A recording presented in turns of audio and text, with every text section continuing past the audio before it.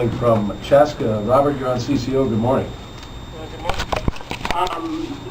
In 2002, my wife and I bought a house.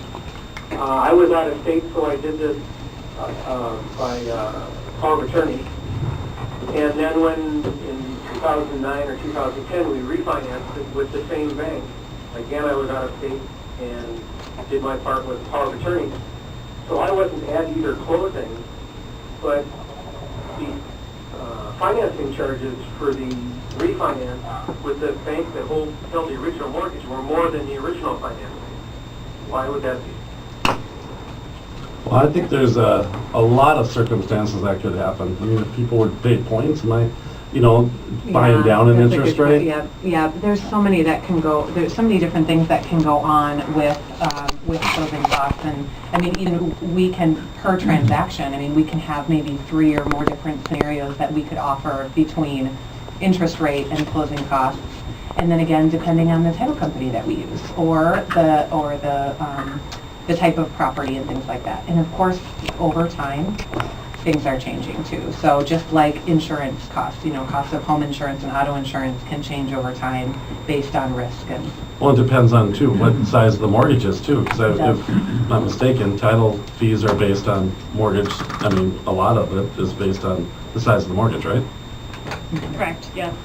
Title fees are based on the loan amount and the sales price. Okay.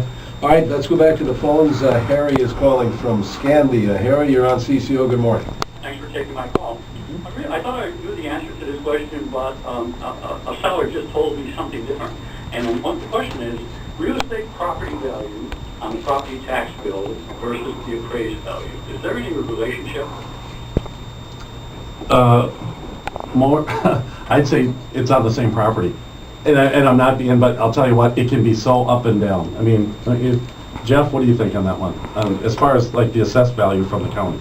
Well, Chris, as far as I've heard, I don't think the county tries to hit the actual market price. I think I've heard that it's 90% in some counties, and it does vary. Everyone has a different, each county has a different way of doing it. Yeah, we talked about that a little bit last week. We said that it's just a gauge for the county or the city that you live in to help pay your fair share of the taxes. It reflects somewhat. I mean, it used to be where we used to, as realtors, way back in the day, they used to say, oh, we're 30% under, or over what the market value is at the taxable level. It's what your house would sell for.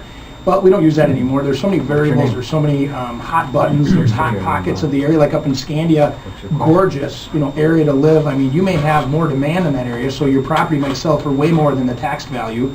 But that's just their gauge as to how much they should charge you or stick you with the bill or your fair share. Well, that question has been real popular in negotiations as well. I mean, when people are negotiating, if the assessed value is lower than what the list price is, they'll say, well, hey, it's only assessed at this. But then when it's higher, then the seller goes, hey, look at the assessed value of this. I'm giving you a great deal. So it's kind of all over the board. Yeah. 6-5, there's a line open at 651-989-9226. Calls dropped, but it was kind of an interesting one. And it was talking about a lost title. And so someone lost their title. When people say that, Cindy, what are they referring to?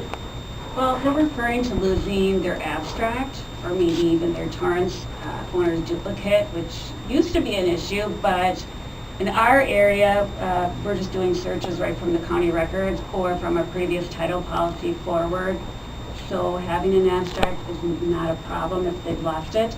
It is nice, however, if they can hang on to it and don't lose it, then when they sell the home, they can give it to the buyer because it's got a lot of great, fun, historical reading to it. Well, and with our disclosures, it is. And actually, if you ever do have a chance, I know it sounds boring, but look at that. It shows when the railroad owned it and then the farmers, but it comes down to the disclosure statements. One of the first questions they ask, are you Torrance or are you abstract? And I think it confuses everyone. Could you enlighten us a little bit about the difference?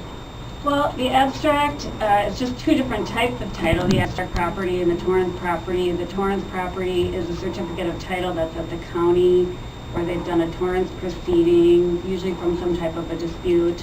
The abstract, it was just basically, the document itself is just a a compilation of a lot of different entries of different documents that are recorded, and it's just a short little summary of each one. Yeah, I suppose with the abstract, that was kind of like I have the printed original copy that shows I'm the owner. Right. And back in the day, I'm sure that had some validity, but now it's a whole different game, isn't it? Yeah, I mean, the title examiners relied on that back in the day, where they would give it to an abstract company who would add the entries of any new documents that were recorded at the county to it, and then the examiner would look at that. But now we just go down and pull out 30 years of search material and look. So we can take them out of the freezer safely now and... Yes, and roll them out.